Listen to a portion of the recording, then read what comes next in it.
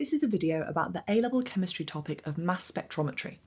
In this video, we're coming at this from the organic side of the course, so focusing on fragmentation patterns of organic molecules in order to analyse and identify what they are.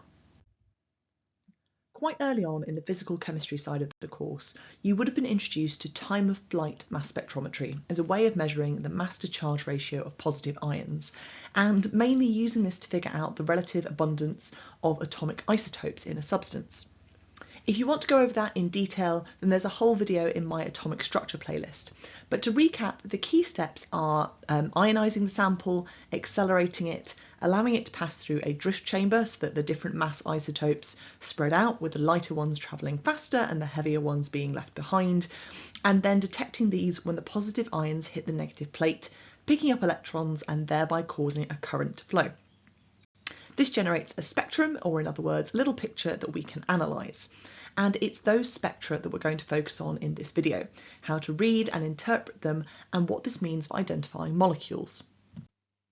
Now, in the physical side of the course, we've already introduced you to two types of ionisation for samples. There are many others, but these are the only two that are covered in A-level chemistry.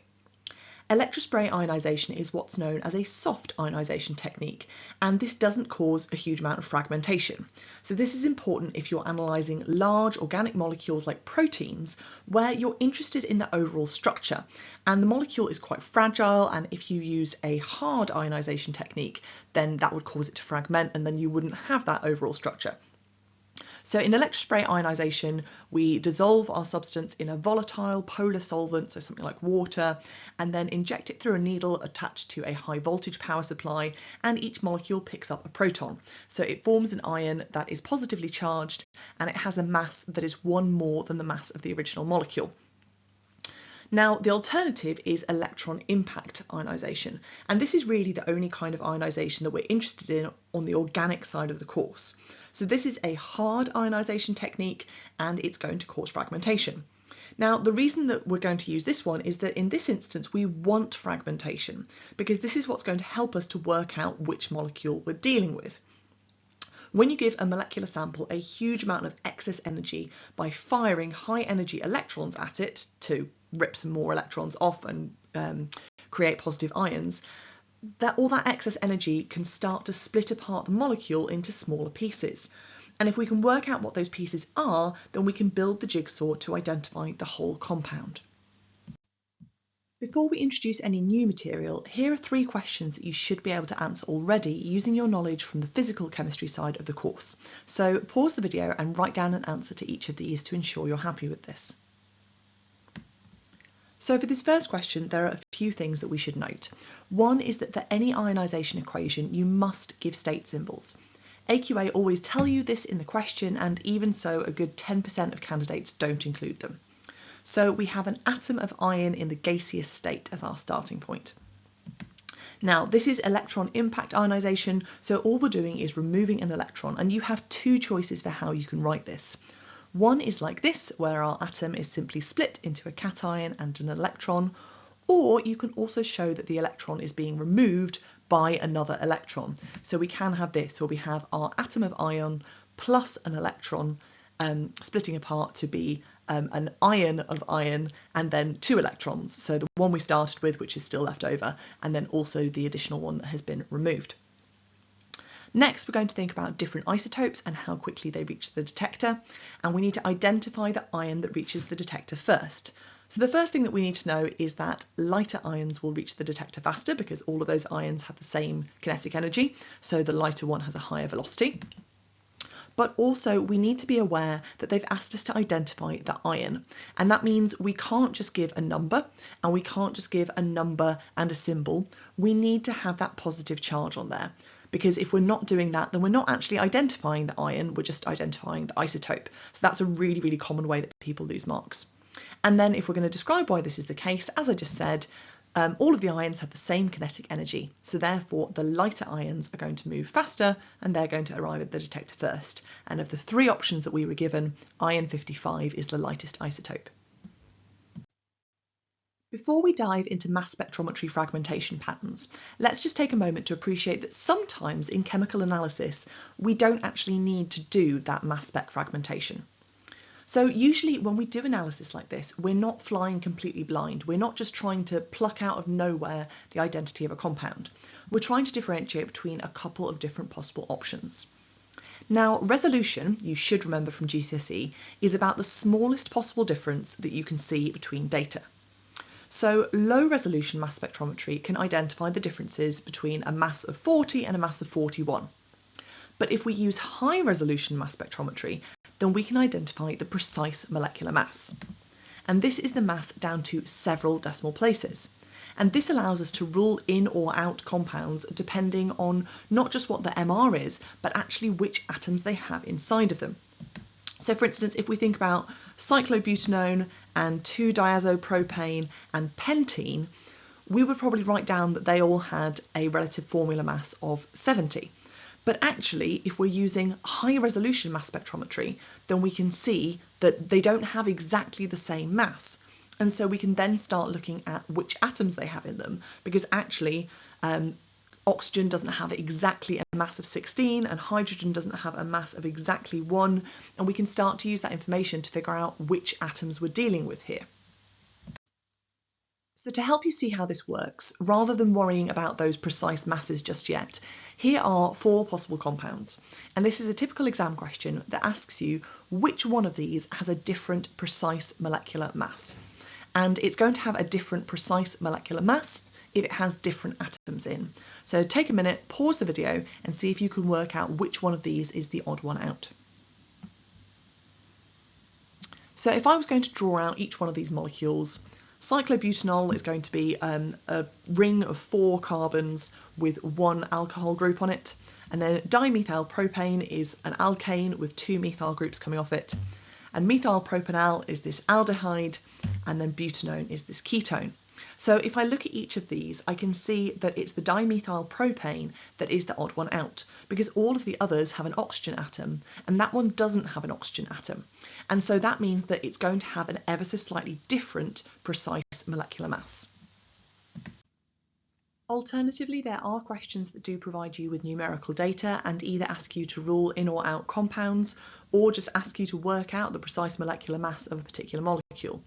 So here in this question, we're given the masses of carbon and nitrogen and oxygen and asked to work out the mass of carbon dioxide. So just like you would do for a really easy GCSE relative formula mass question, we're going to say, okay, I've got 1 set of carbon, I don't need the nitrogen, I've got 2 sets of the oxygen, and then just add them all up for possibly the easiest mark in all of A-level chemistry.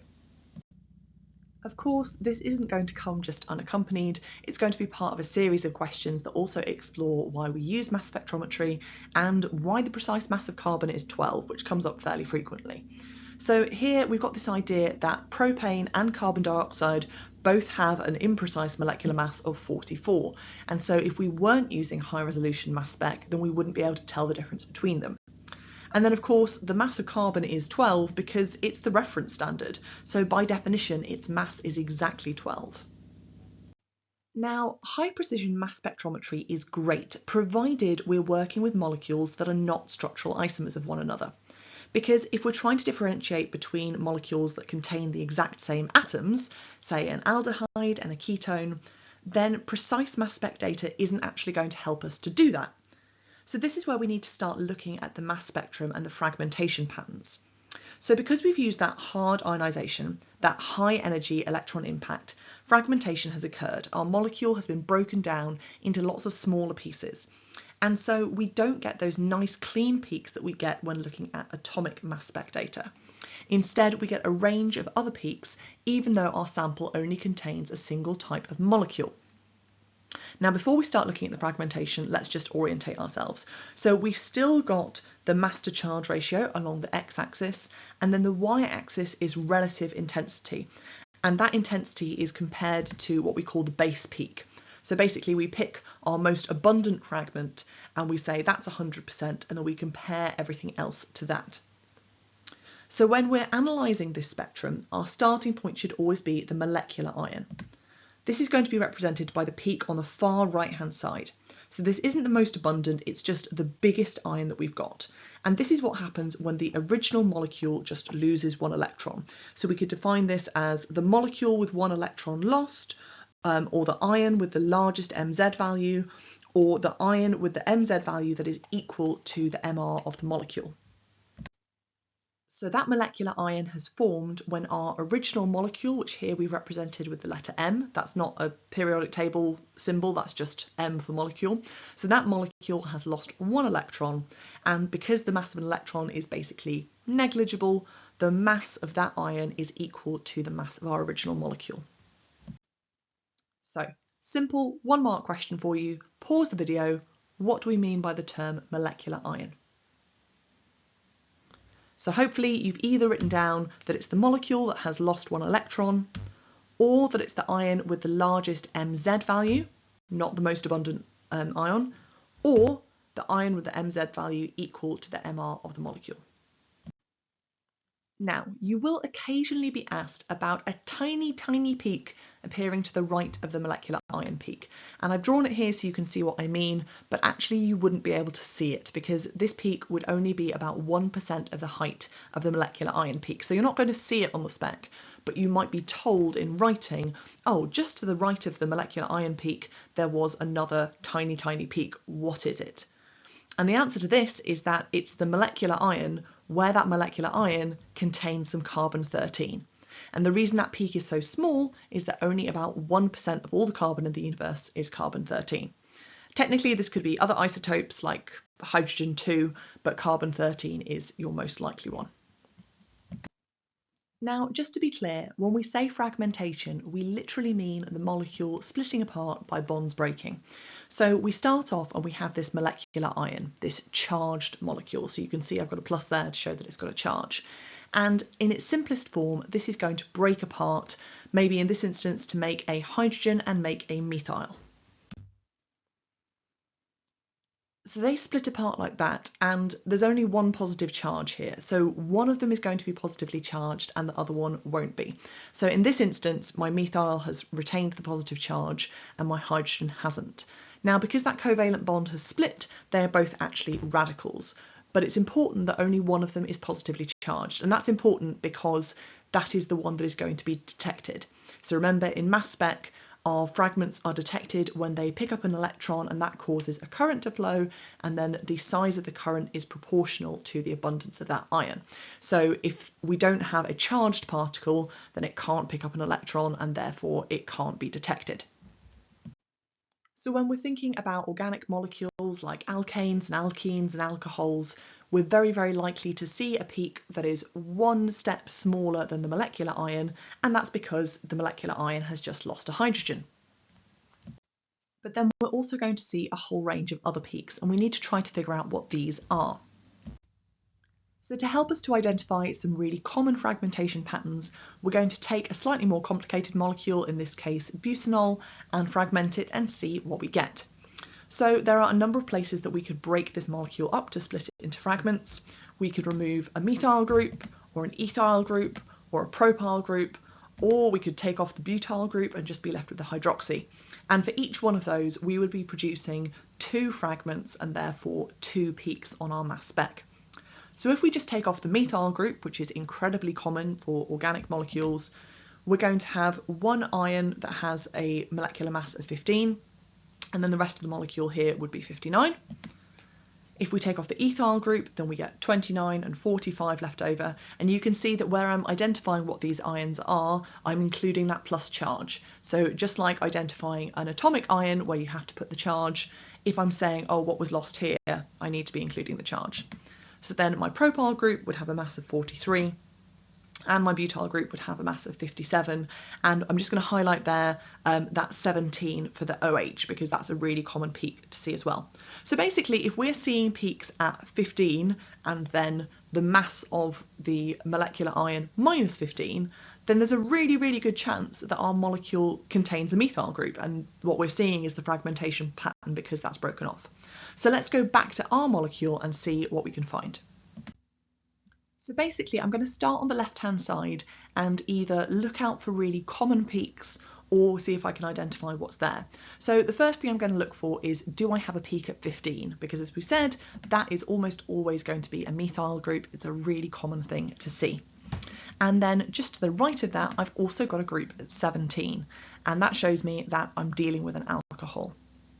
Now, the next thing I'm going to look for is, do I have an ethyl group? And that's there at 29. And then I'm going to think, well, how long actually is this chain? Do I have something at 43 that could be a propyl group? Now here I do have a peak at 43, so I might be thinking, well, maybe this is propanol or something like that. But actually, the peak for my molecular ion, which remember is the same as the mass of the molecule, is only at 46. So if that's at 46 and then I know that I've already got OH in there, I haven't got enough mass left over to make up a propyl group. But what I do also have is this CH2OH. So that's sort of starting to help me build up the size of the molecule that I've got. So what's actually going on here is that I've got ethanol.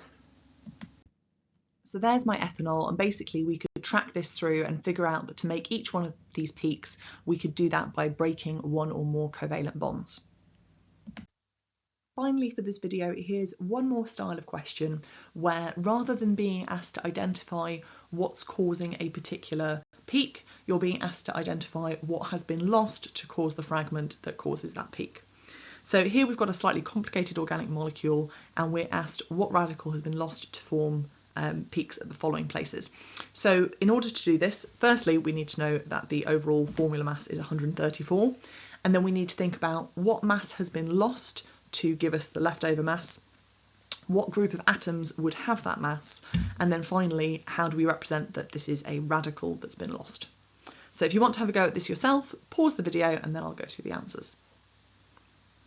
So to form a peak at 133, we've lost a mass of 1, and so that's going to be hydrogen, but this is a radical, so don't forget your dot. Then to have a peak at 119, we've lost a mass of 15, and as we said, that's a super common peak that we see, so CH3 would be methyl, but again, it's a radical, so don't forget the dot. And then for 105, we're going to have lost 29, and there are a couple of different ways that we could have done this. So we could have lost that entire ethyl group there, or we could also have separated at the top this group. Thanks for watching, and I hope you found this useful preparation for your A-level chemistry exams. If you did find this video useful, then don't forget to like and subscribe for more A-level chemistry content coming soon.